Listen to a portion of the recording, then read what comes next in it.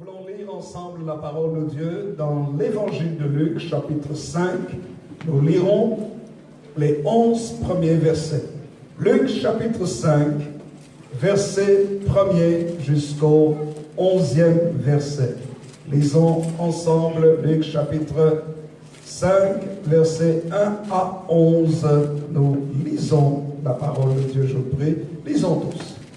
Quand Jésus se trouvait auprès du lac de Génézareth et que la foule se pressait autour de lui pour entendre la parole de Dieu, il vit au bord du lac deux barques d'où les pêcheurs étaient descendus pour laver leurs filets.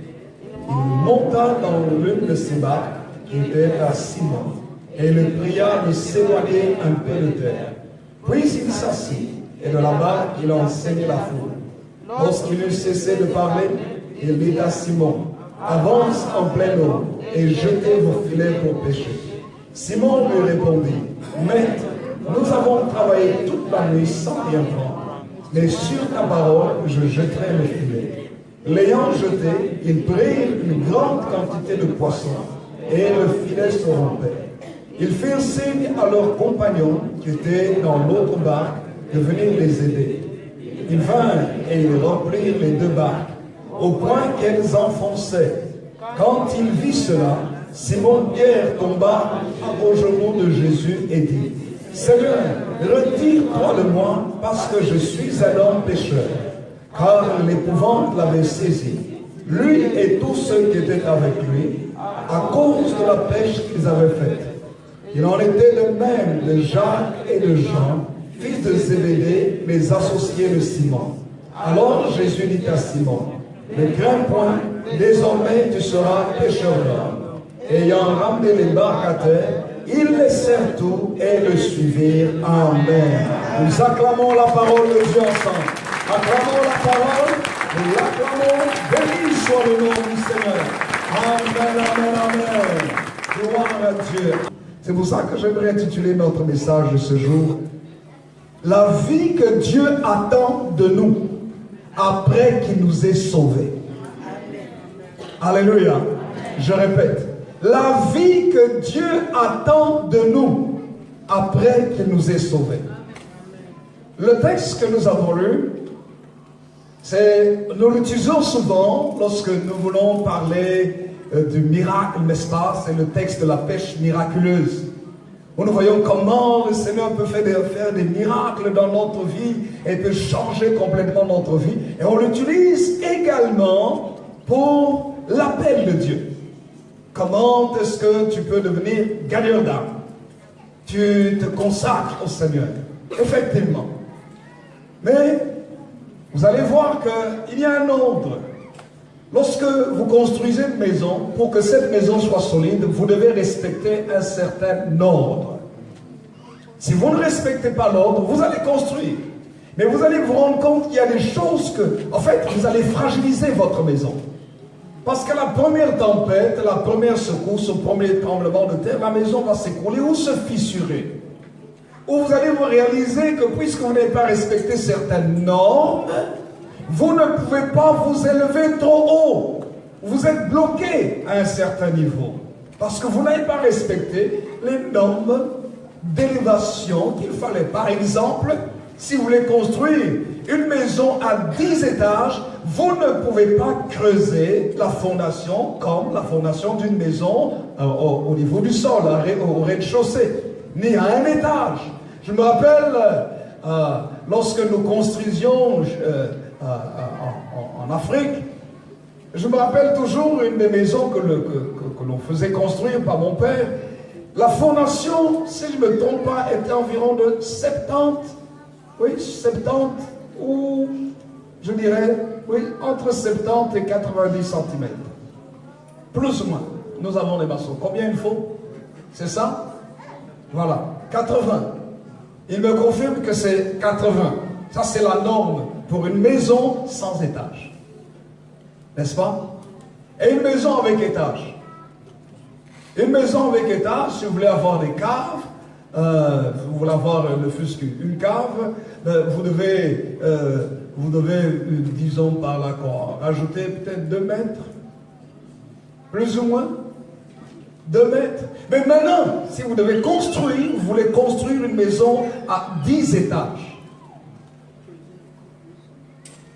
Vous voulez construire une maison à 40 étages. Vous allez vous rendre compte que vous ne pouvez pas non plus avoir n'importe quel type de fondation. Mais vous devez creuser plus en profondeur. Si vous voulez vous élever encore plus, comme à Dubaï, je crois qu'à Dubaï, la tour de Dubaï a 153 étages, quelque chose comme ça.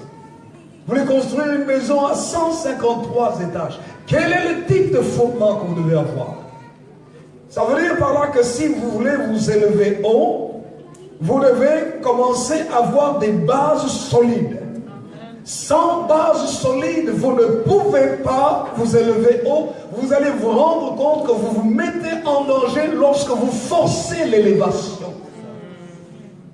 Si vous avez des fondements pour une maison sans étage et que vous commencez à monter les étages, vous savez ce qui se passe? Dès que le sol bouge un peu, la maison s'écroule. Et il y a eu en Afrique des maisons comme ça, on n'a pas compris pourquoi. Tiens, des maisons se sont écroulées. Des maisons en étage se sont écroulées. Pourquoi? Parce qu'on n'a pas fait attention au type de sol sur lequel on construisait. Si vous avez un sol sablonneux, vous ne pouvez pas construire de la même manière sur un sol sablonneux qu'un sol argileux, qu'un sol rocailleux. En fonction du type de sol. Vous voyez, c'est pour ça que la Bible nous montre que nous devons aussi choisir le type de sol. C'est-à-dire, quel est le sérieux de notre engagement.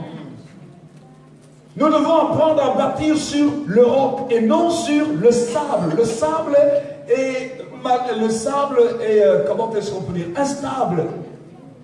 Les graines s'enroulent. Mais le roc est compact. Les grains de sable s'enroulent. Roulent les uns sur les autres. Mais le roc est compact. Et le Seigneur Jésus a dit, l'homme prudent, l'homme sage, c'est celui qui a bâti sa maison sur le sable. Quelqu'un dit Amen. Qui a bâti sur le roc. C'est celui qui met la parole de Dieu en pratique. C'est-à-dire qui est très sérieux. Pour mettre la parole de Dieu en pratique, si vous êtes distrait, vous bâtissez sur le sable. Et il ne faut pas être distrait. Dites à quelqu'un à côté de vous, ne sois pas distrait. Et c'est une des raisons pour lesquelles chaque fois que je viens à l'église, ou que je suis en train d'écouter la parole de Dieu, quelque part, je n'aime pas qu'on me distrait. Et vous savez, en général, c'est une des habitudes que j'ai. Même que lorsque je suis quelque chose, ça peut être une émission, ça peut être un bon film intéressant. Si on vient, on me parle, je mets sur pause. Et les enfants savent ça. Que si maman vient me parler pendant que je suis en train de regarder l'émission, je vais faire review. Je vais reculer en arrière. Parce que je veux capter tout. Je veux voir tout. En fait, c'est parce que je veux être attentif. Sinon, je perds mon temps. Si tu viens à l'église et ton voisin te parle et tu causes avec ton voisin, il y a des choses que tu vas rater. En fait, tu perds ton temps. Parce que tu n'es pas suffisamment concentré. C'est comme lorsque tu regardes la télévision. Si tu regardes une émission intéressante, tu regardes les informations, sois concentré. Parce que sinon, tu perds ton temps. Et le temps est la valeur la plus importante que nous ayons au monde. Parce que le temps qui passe, tu ne le récupères jamais. L'argent que tu perds, tu peux le récupérer. Les vêtements qui se déchirent, tu peux en racheter de nouveau. Mais le temps qui est passé, impossible de le récupérer. Donc, ton capital le plus important, c'est ton capital temps. C'est pas ton argent. C'est ton temps. Qu'est-ce que tu fais de ton temps? Es-tu sérieusement concentré sur ton temps? Écoutez-moi bien. Mon temps, je le consacre sur et pour l'éternité. Vous savez pourquoi? Parce que les choses de ce monde passeront. Mais l'éternité, le ciel ne passera jamais. Il faut savoir sur quoi nous concentrons notre temps. Écoutez-moi bien. Le diable amène le maximum de distractions possibles pour vous faire perdre le temps. Vous savez pourquoi? Parce que par le péché, le temps a été vendu. Et c'est la raison pour laquelle l'apôtre Paul a reçu la révélation du Seigneur en disant « Rachetez le temps, car les jours sont mauvais. » Il dit de racheter le temps. C'est pour dire combien le temps est important. Et bien aimés du Seigneur, nous sommes dans un temps où nous devons bien bâtir, organiser notre vie correctement.